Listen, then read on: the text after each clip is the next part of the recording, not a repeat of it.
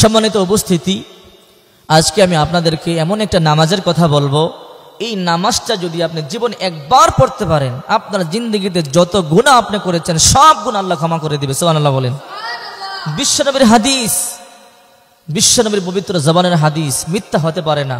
আপনি ছোট গুনাহ করেছেন, বড় গুনাহ করেছেন, সগীরা করেছেন, নতুন গুনাহ করেছেন, পুরাতন গুনাহ, জেনে করেছেন, না জেনে করেছেন, গোপনে প্রকাশ্যে যত গুনাহ করেছেন, এই নামাজ আপনি পড়বেন, একবার যদি পড়তে পারেন জিন্দগির সব গুনাহ আল্লাহ ক্ষমা করে দিবে। সুবহানাল্লাহ বলেন।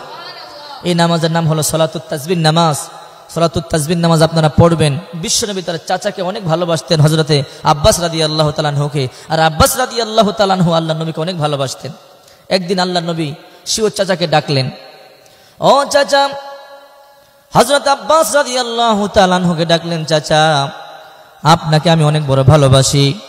ও চাচা, আমি আপনাকে এমন একটা নামাজ আজকে শিক্ষা দেব, এই নামাজটা যদি সম্ভব হয় প্রতিদিন একবার পড়বেন, আর যদি না পারেন প্রতি সপ্তাহে একবার পড়বেন, যদি না পারেন প্রতি মাসে একবার পড়বেন, এটা অসম্ভব না হলে প্রতি বছরে একবার পড়বেন। ও চাচা, যদি এটা অসম্ভব না হয় আপনার গোটা জিন্দগিতে এই নামাজ আপনি একবার পড়বেন। ও চাচা, আপনি যদি জীবনে একবার ওই নামাজ পড়তে পারেন, এই নামাজের কারণে আল্লাহ পাক রব্বুল আলামিন আপনার জীবনের সব গুনাহগুলো আল্লাহ ক্ষমা করে দেবে। সুবহানাল্লাহ।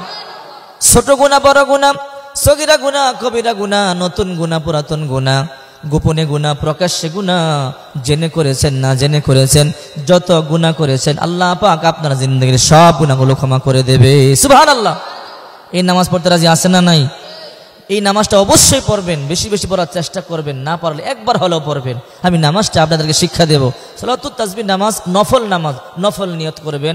সচরাচর আমরা যে নামাজ পড়ি এই নামাজের মতোই, একটু ব্যতিক্রম হলো একটা তাসবিহ আছে, এই তাসবিহটা নামাজের মধ্যে 300 বার পড়তে হয়। 4 রাকাত নামাজ, প্রতি রাকাতের মধ্যে 75 বার করে পড়তে হয়।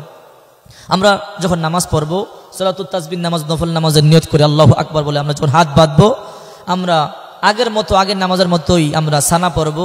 সানা পড়ার পরে আমরা সূরা ফাতিহা পড়বো, যে কোনো একটা সূরা মিলাবো।